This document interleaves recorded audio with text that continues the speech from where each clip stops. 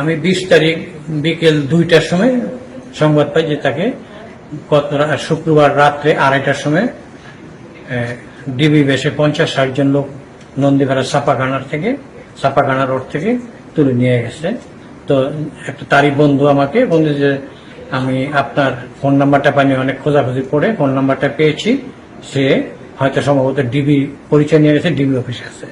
তাৎক্ষণিক সাথে সাথেই আমরা আমার আত্মীয় স্বজন ডিবি অফিসে গেলাম। অনেকক্ষণ সন্ধ্যা অবধি ছিলাম, তারা কোনো তথ্য দিল না।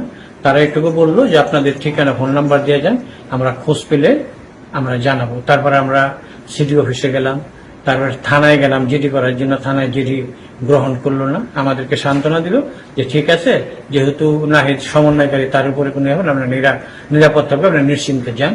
আমাদের দর নাই, পিতা হিসাবে আমি সারা রাত ঘুমাতে পারিনি।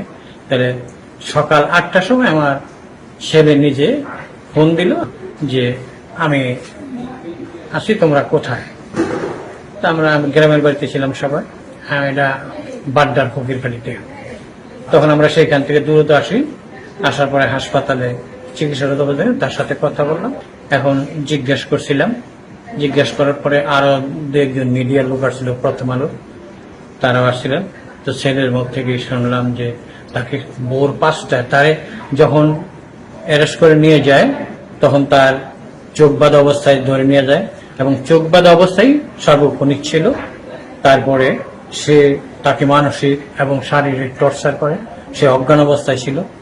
তারপরে অজ্ঞান অবস্থা থেকে সে যখন সেন্স ফিরে আসে, সে ভোর 4টায় সে দেখলো যে সেখানে পূর্বাঞ্চল, জলছড়ি এলাকায় পূর্বাঞ্চলে সে নিজে গেল। তখন সেইখান থেকে সে একটা গাড়ি নিয়ে বাসায় আসে, তারপর আমরা হাসপাতালে নিয়ে আসি।